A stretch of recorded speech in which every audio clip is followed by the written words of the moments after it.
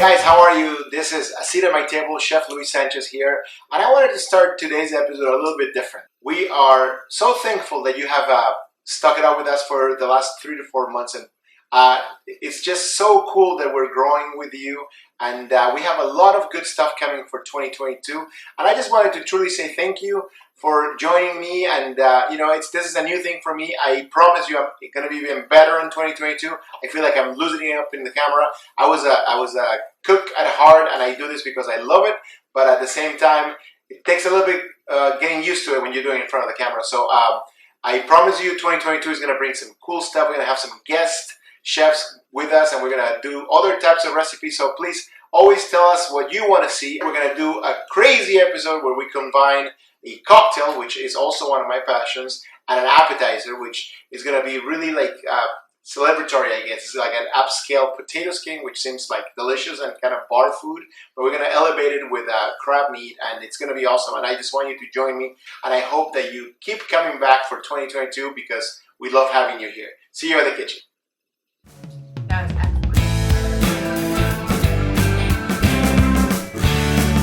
We're making awesome food, and as you can see from camera 1 or camera 2, we have a good amount of stuff on here. What is this for, Chef Luis? Well, I'm going to tell you. We're making an appetizer, like I mentioned. We're doing a potato skin that's ultra elevated, and it's stuffed with something amazing, which is like my version of a crab cake, but it's going to go inside the potato skin, and then we're going to throw it in the oven. And I'm making this amazing cocktail with mezcal, which is my favorite.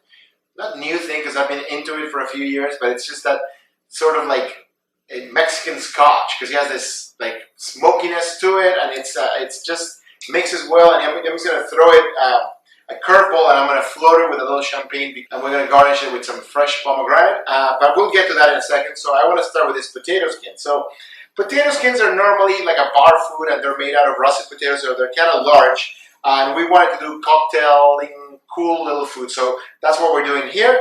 And we're using red potatoes. So these are the red potatoes that you find in any regular store. So what I want you to do with these potatoes is just toss them in a bowl with a little bit of olive oil, salt and pepper, and then put them in a sheet pan and roast them.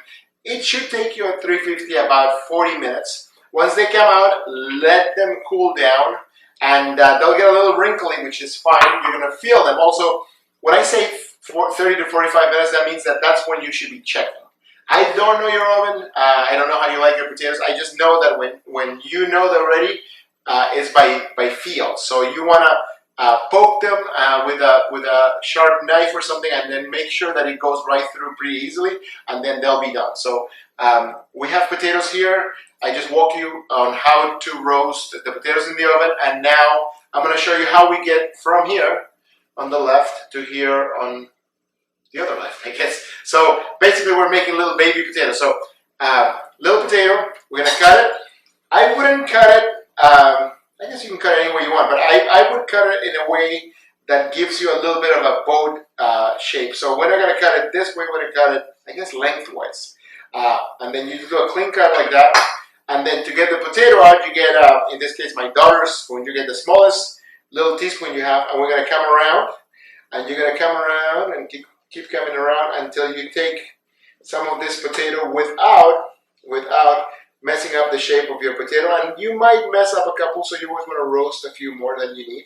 And then you're going to get to what looks like this. This potato you can save. I'm saving it over here. You can make a potato soup with it. You can make some potato croquettes. You don't really want to waste things. So it's going to end up looking like this. And that's what I have here. And these are all the ingredients for my crab cakes. So crab with a C. And why do I say crab with a C? And it's because I've been to some sushi bars lately, especially the all-you-can-eat kind. And then you get this crab or the California rolls, and it's crab with a K, which I thought it was just a misspell, but it's kind of like the code word for crab meat that is not made with actual crab, but with other products. So, and I, in honesty, I wanted to get you the crab legs and do it that way, but they were so expensive. It was like $62 for 2 of them, and I would have needed about 4 of them. So I got this, which is the next best thing, which is lump crab meat, and it's I've used this product before, and it's pretty awesome. This is nowadays called the super lump. This is going to make more than enough crab cakes than we need for our dish. So this is the kind of thing that you want to keep refrigerated, make sure that it's not messed with, and then we are going to mix it in a bowl, plastic container, but that has the top of a can. We're going to open it up, and after we open it up, we're going to put it in a bowl, and we are going to mix it with some of our ingredients that are going to go in our crab cake. So another thing, we just spent money, a good amount of money on this crab meat, and it's big lump or jumbo lump, or as they call it nowadays, super lump. So it's big. So we're not going to go in there and break it up. We want to keep it big, keep it consistent, keep it chunky. So we're going to put this into our bowl, and then when it's in our bowl, we're going to quickly look for shells. Why? Because that's what crab has. It has like an outer skeleton, exoskeleton. I think I should get some extra credit for that. I don't know how to remember that. Maybe one of my ESL classes. Anyways, so we're breaking this down without breaking it down. So we're just kind of like loosening it up. We're not really going in there harshly or anything. We just want to keep the lumps big, and we're looking for shells. And normally you don't find any. I've made a bunch of crab cakes with this stuff, and I think maybe once I found a little piece of shell. So do a couple of passes, and then once you realize it's pretty good, then you're pretty good to go. So on a crab cake, or the way I like to make crab cakes, it's basically some awesome vegetables that are sauteed, and then there's something that binds it together. In this case, is mayo. And you can see the recipe below, but this is a mayo that we made here, not today, but we made it in the show, which is an herb mayonnaise. And we're gonna get a spoon, and we're gonna mix it up. And then another ingredient that's gonna bind this is going to be our breadcrumbs, but we're gonna add that into the hot ingredients. So here, for now, we're gonna stick with the mayo, and it's not a lot, it's about half a cup, and this is a good amount of crab meat. And then again, we're sort of folding this in. I think we've seen this in another recipe. If you know what recipe that is, please add it to the comments, and you get your free. We don't have any free stuff yet, but eventually, 2022, folks. 2022, we'll make some swagger for you guys. So we're just folding this in, and we're gonna let it sit. And by letting it sit, I don't mean out here. We're gonna refrigerate this, and then we're gonna move the whole universe of the kitchen over here on the fire, and we're gonna saute our vegetables, and then we're gonna come back to our crab cakes. And then we're going to assemble our awesome potato skins. See you guys soon. All right, this is time to fry our potatoes. This is our little setup that we have here. It's a little pot with a little deep frying basket, I guess.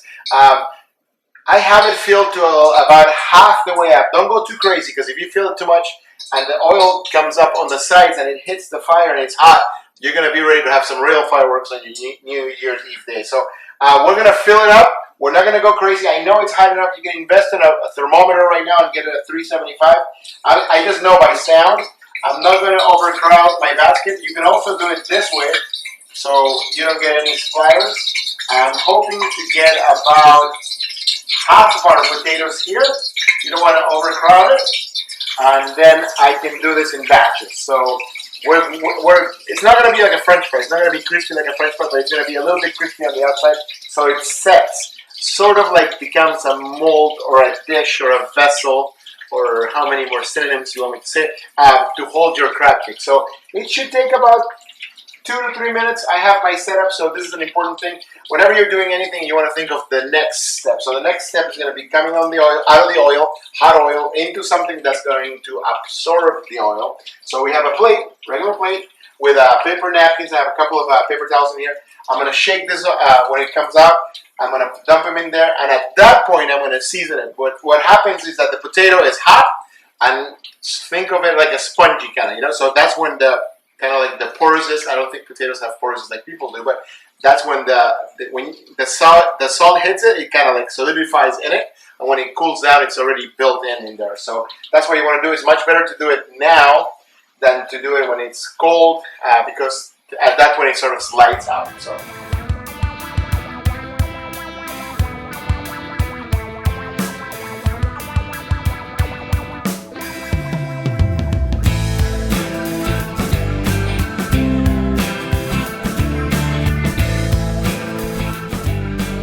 So saute pan, non-stick pan, about a medium-sized one. I have it on the fire about medium to high, and we're gonna saute or sweat some vegetables, aromatics they say. So we're gonna add some olive oil. Looking about a tablespoon and a half. Our fire's been on for a little bit, so we're gonna add our vegetables. So this is white onion, small dice, and celery, and I found this yellow bell pepper, and we're adding that in. And as you go, you always kind of want to clean up, make your life easier. So we're sauteing our veggies. We want to get them soft. So I can tell right now because of the sound that our fire may be a little bit hot. So we're going to lower our heat a little bit.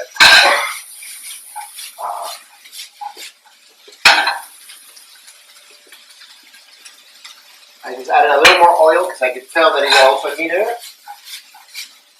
And we're going to let this go for about, I would think about 2 to 3 minutes until our vegetables are kind of nice and soft. So this mixture, after I add a couple more things, is going to go together with our crab mayo mixture. And then we're going to add some fresh parsley and some fresh lemon juice and a little bit of tabasco to flavor it.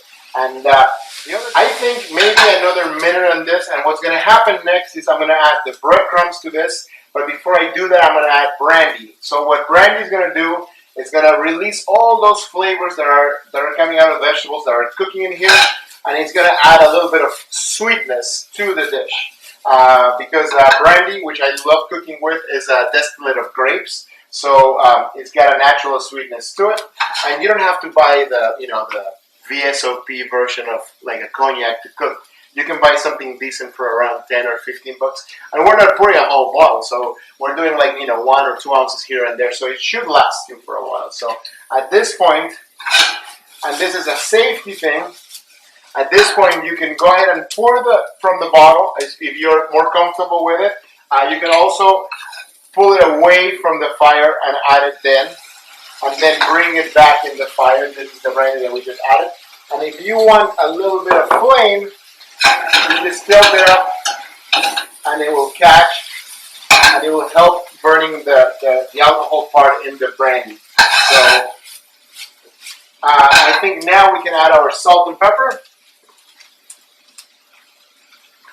I don't like adding salt to vegetables when they're sweating like this because salt makes all the water come out really fast, and then they sort of stew instead of doing what I want them to do. And now we're going to add a little bit more oil, and the reason for that is that the next thing we're going to add is the breadcrumbs. So we could add, somebody else might add the breadcrumbs at the end, but I like them when they soak up the flavor of the vegetables too. So we're adding that in there now. And then at this point, we're almost there. I have my favorite wooden spoon that I always talk about, and we're going to go in there. And we're going to mix this together.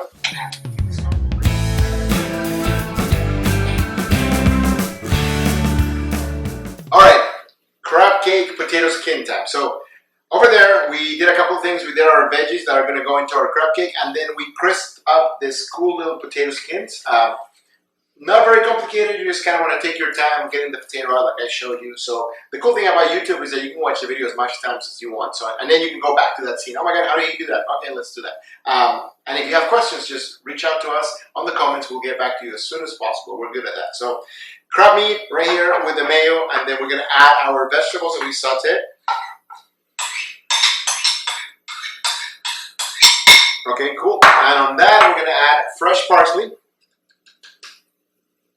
And then we have some Parmesan cheese here. So Italians, for the most part, will never put cheese on top of some seafood stuff. And I say, you do what you want.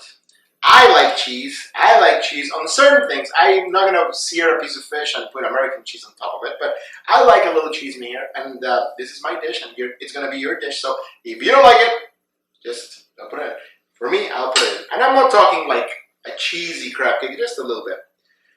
Remember, on the vegetables, we have that awesome breadcrumb that we put in there. So at this point, there's only one thing left to do, which is to add the tabasco and the lemon juice, sorry. So we're gonna add a couple of dashes of Tabasco to this. Oh, time to get more Tabasco. Put that on my notes, Siri. And then we mix this in, and then we're gonna add the lemon juice. Probably, I think on the recipe it might say 1 lemon. I'm gonna start with half. And this is another technique to catch the seeds, so I just use my hand for that. And white lemon juice, because we have a seafood item in here. And I think that lemon juice, lime juice, it just kind of makes the seafood taste better, you know? Get rid of that. Get a paper towel. Wipe my hands, and then I'm going to keep folding our crab cakes. You do not want them to be very mushy. You want them to be all about the crab and the vegetables that we're putting in there. So once you get them to the point that you want, then you'll see. If you need a little bit more of a binder, which it seems like I will, then we're going to go get a little bit more mayo. But it's going to be just a splash because we're almost there. So at this point, I'm going to taste a little spoon here. And we're looking for salt. We're looking for acidity. Very good. But it does need more salt. Adding a little more salt. And then I'm going to walk into the fridge really quick and get a little bit of mayo. I have this mayo in a squeeze bottle because of what we did last time. So I'm adding about a quarter of a cup in there, and we're going to fold it in for our awesome filling for the potato skin. So make sure you have it all in there.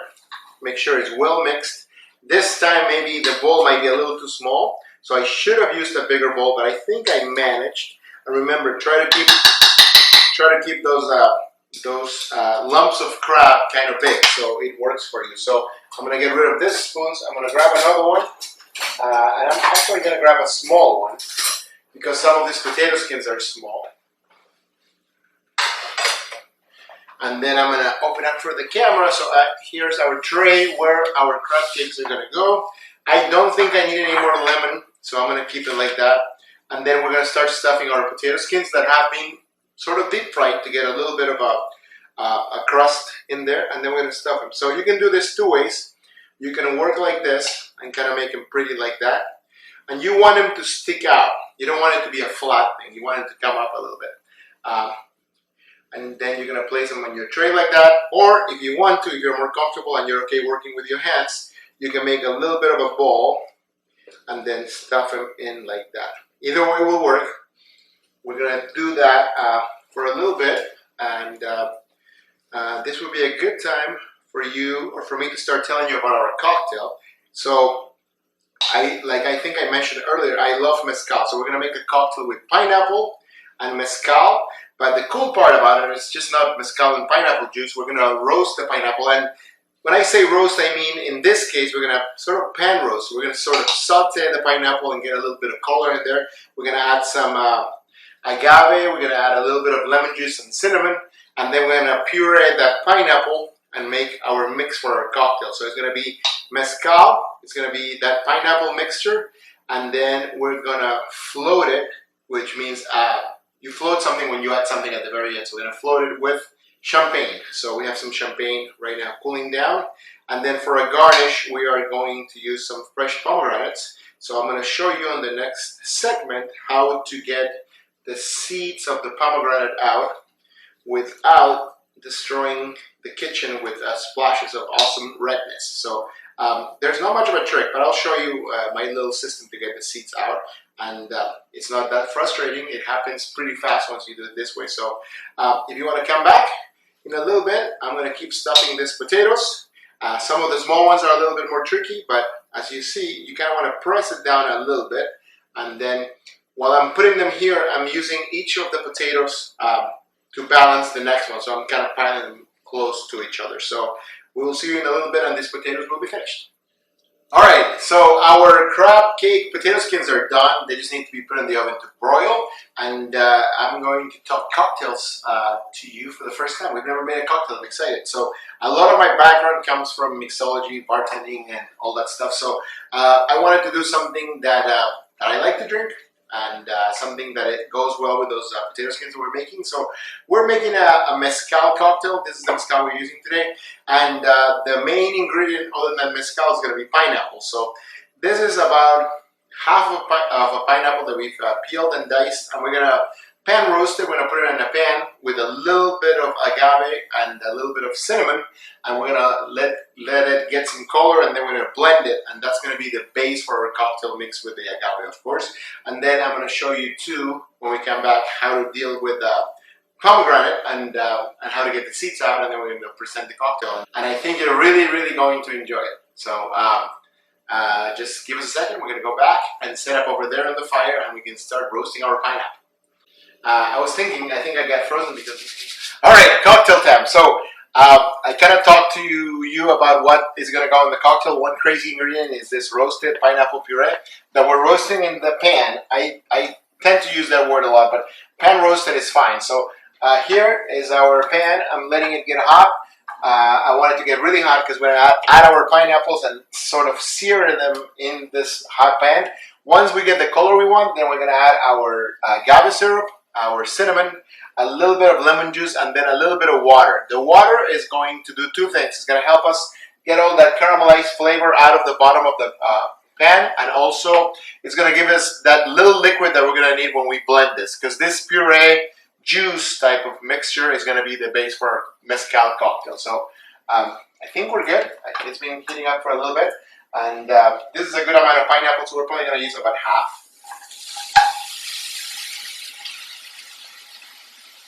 A little more than half. So we just want to, once again, we're sort of searing this and getting some caramelization, so we don't want to mess with it too much. It's hot.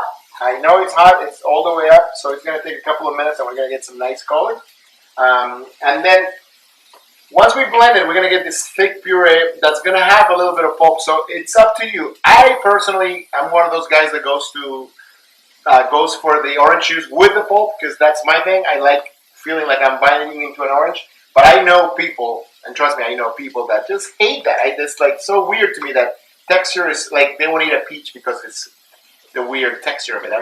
I'm sure that there's weird textures out there, but peach is not one of them. But anyways, going back to the pineapple, if you want to, we can strain this. I won't because I like it. Like I'm just giving you some sort of guidelines. Another thing, mezcal. It might be not your thing. It might be not something that you have and or find around where you are. So you can easily substitute this for your favorite tequila. So the worst thing is not to make the cocktail. If you don't like tequila and you want to make it with rum, I would be okay with.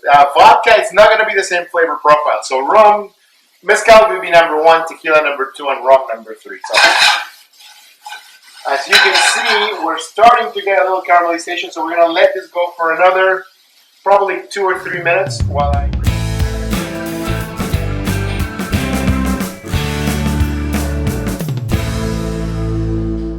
This is the time of the year where you can find pomegranates, and they're not too crazy expensive. Sometimes during the year you don't even find them. It doesn't even matter how much money you want to pay. So when you pick one, it doesn't have to be huge. This one's kind of a huge one, but you want to feel the weight. So you want the heavier one on the pile. So if you go around where they are, just kind of, if you grab 2 of them that are about the same size, just kind of feel the weight. You want them to be a little bit heavier because that means that they have more juice and more seeds inside. Because as you see in the inside of the pomegranate is kind of hollow. So you'll see what I mean now.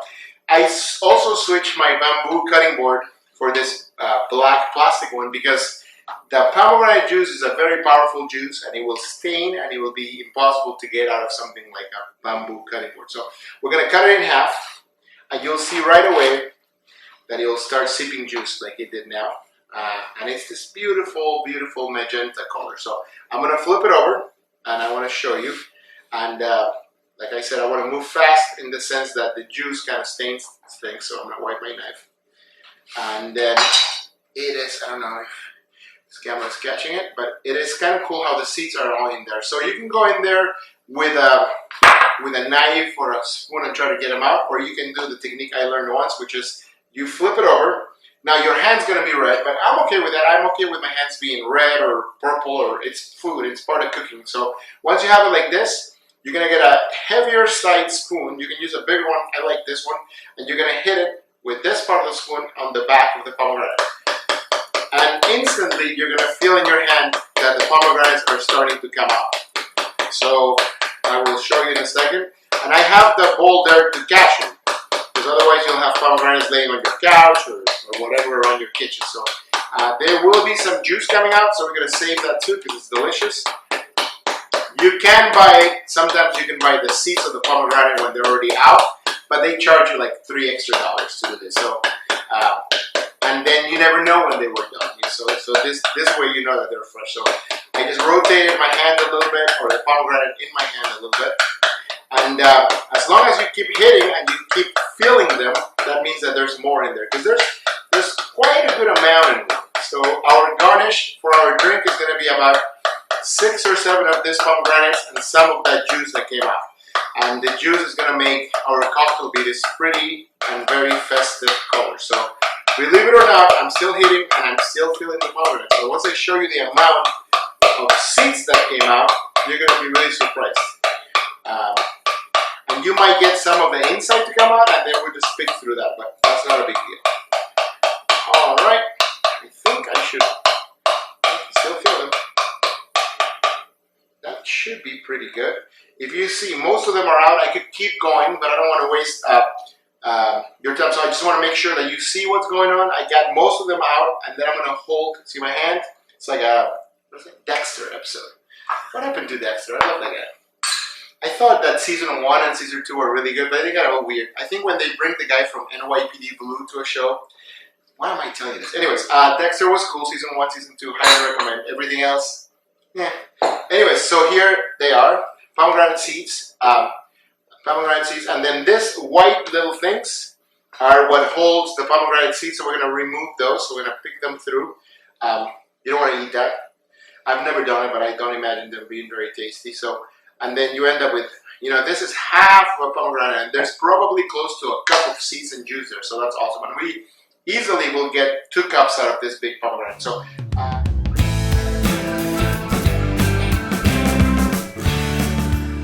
all right. If my smile seems a little bit bigger than normal, it's because I just tasted that awesome mezcal.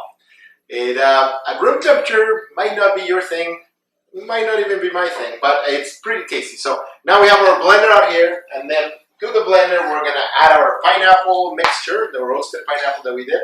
It's still a little bit hot, but what I did is I added a couple of ice cubes to the bottom of the blender to cool it down. So first we're going to put our pineapple in there, and then that wonderful juice that came out of the pineapples, the agave, the cinnamon, lemon juice stuff, it's all going to go in there. So we want to make sure that we don't lose any of that. And this amount of pineapple and amount of pineapple puree is going to make easily probably 4 to 5 cocktails. So it's a good amount. Now, just like anything else, it might be a little too thick, so I'm going to have some water handy to go ahead and balance the texture and the consistency of our drink. So you want it thick. You want it like thick, rich pineapple puree, but you want it to be a little bit pourable, I guess. So bear with me. This is my old school blender. Someday we're about 640,000 subscribers short for a budget, so keep subscribing. Tell your friends. So this one makes a lot of noise.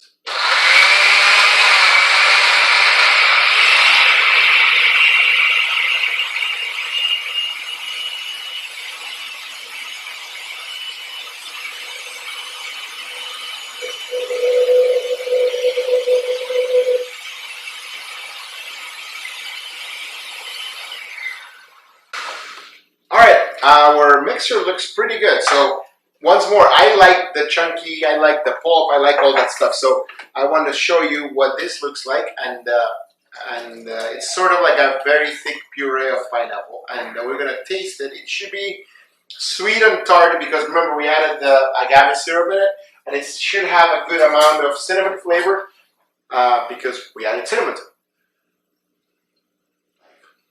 Oh, I just had a moment.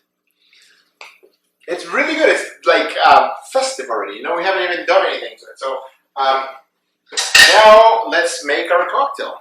What do you say? We are going to use our, once more, the recipe is going to be below, but we're using mezcal. This mezcal is called Mestiza Negra, and mezcal, once again, it's a very smoky agave liqueur. So I'm going to get some ice, and in my tin I have about a third of the way up with ice, and then once again, just like cooking, we're going to have all our ingredients here. So we have our glass, which is going to be the where our cocktail is going to be served. Then we have our mezcal, a little bit of lemon juice, and then we have our pomegranates for the garnish, and we have our puree. The one thing that we're missing is our champagne. So we have that in the fridge. I'm going to bring it out, and this is the champagne with the actual cork in it. There's other cheaper ones that have the plastic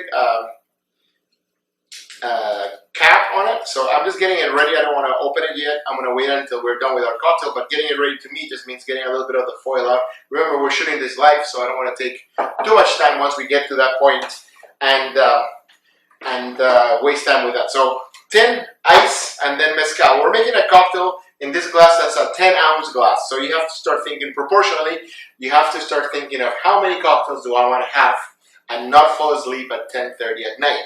So you want it strong, but you want it not too strong that it's going to knock you out. So we're going to start with this is a shot glass. This is an 1.25 ounce shot glass. So we're going to go with 2 ounces. So once again, you could go get a 2-ounce glass. This is what I had. I just moved in here. So I'm going to go with 1.25 ounces, which is all the way up. And then I'm going to repeat with half of that, which is going to be about 3/4 of an ounce. So altogether, 1.25 plus 3/4 is going to give me the 2 ounces that the recipe calls for. And then we're going to go with our pineapple puree, which we're doing 2 ounces. And I can eyeball that pretty good, or I can use let's use this. So let me do this so you can see it. I don't know if this, actually, let me see. Bear with me, this might take a couple of seconds. So we're going to do this twice. One, and then once more. It's almost like really good apple sauce, but for grown-ups. And because you get those cinnamon notes and the agave syrup and stuff. So we have that in here. We're going to add it to that. And to that, we're going to add our lemon juice, which is the juice of about half a lemon. And then we are going to shake it, and then we're going to strain it. So for the straining part, we're going to need a strainer. And let me see if I have one over here. But in the meantime, I'm going to start straining. I think, Diana, we might have one. There should be a bag right here, a blue bag with some bartending stuff. Diana is my right-hand woman, and she helps me doing stuff. She's actually running camera right now. And as it happens, because we're shooting live, thank you, Diana, we had it all planned.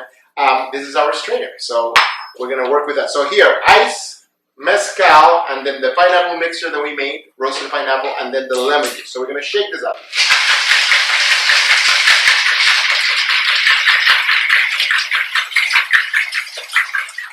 All right, then we're going to release our glass, and then we're going to pour it on our glass right here, and then this is going to catch all the juice that we have. This is actually not the best strainer for this job, so I'm going to try to make it work. But you want to be able to block all the ice from going in there, so let's try it this way. I think it might work.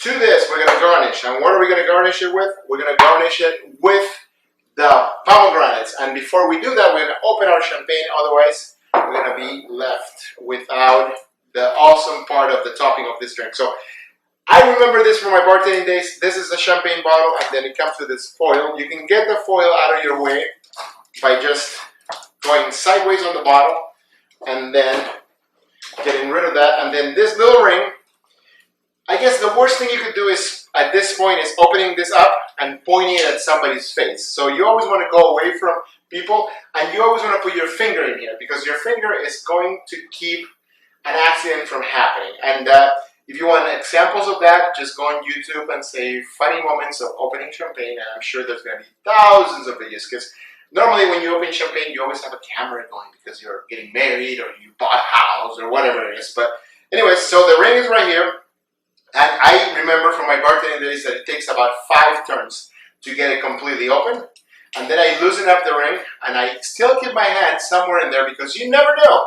It might pop on you. So now that it's here, I twist the bottle and hold on to the cork like this. And then I turn. And I had a manager at a restaurant. Fun story. The guy, it was one of those managers that just drank wine and talked to people, and drank wine and talked to people. And we did wine seminars like every day.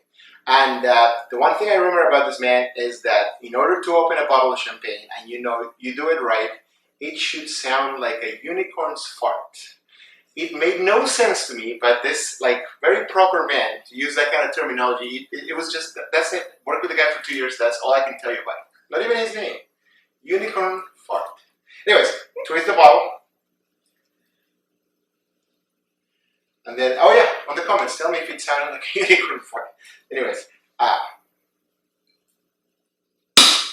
that was a loud unicorn fart. Anyways, that's it. That's the champagne. And then we're going to garnish our drink with the pomegranates. And be generous with the pomegranates. We have a good amount. We're going to put them in there. And some of that juice is going to make the color of our cocktail really cool. So we're going to get some of that pomegranate juice. I'm going to just drizzle it in there. And now we're going to come in with our champagne. And remember, we have our potato skins with that are in the oven. So those are going to come out very soon. So why don't we do this? I'm going to stop right now because I think I want to bring the potato skins out, and then I want to do the champagne. So, you know, all right, our potato skins with the awesome crab meat are out of the oven.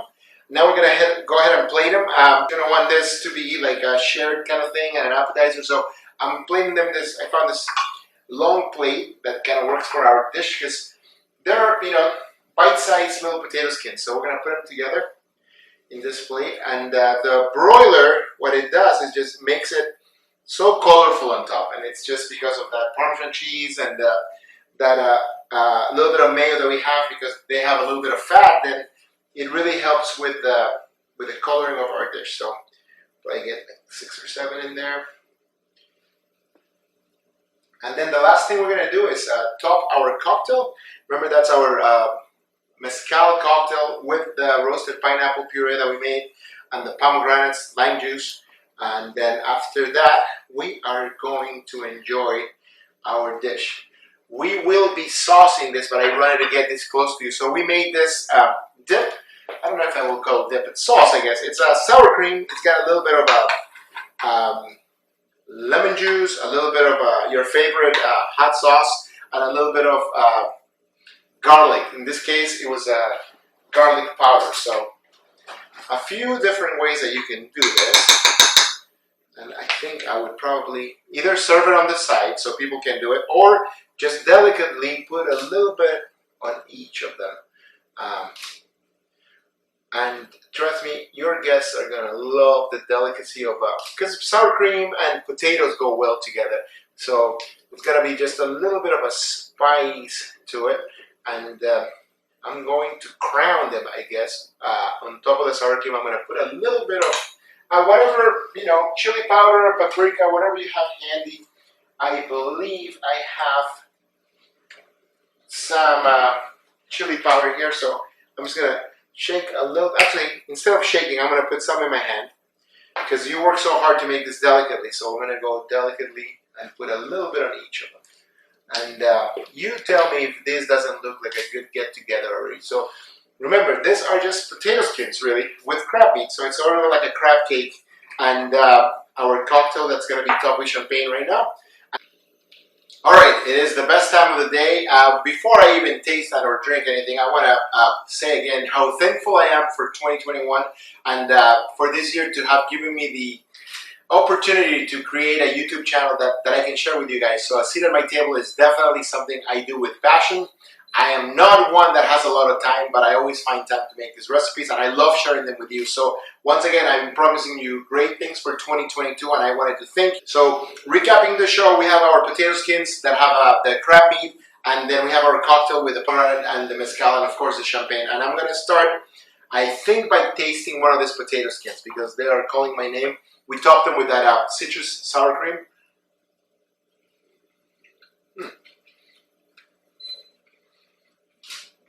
I can eat about 100 of those. And the cool thing is that it still feels like a potato skin. So it's not like, it's sort of like an elevated, like very comforting kind of flavor. So let's see how we do with our cocktail. Once again, I wanted to say thank you, and I will see you here at a seat at my table in 2022. Cheers. Oh, so good. Smoky but good. It's so good. Oh.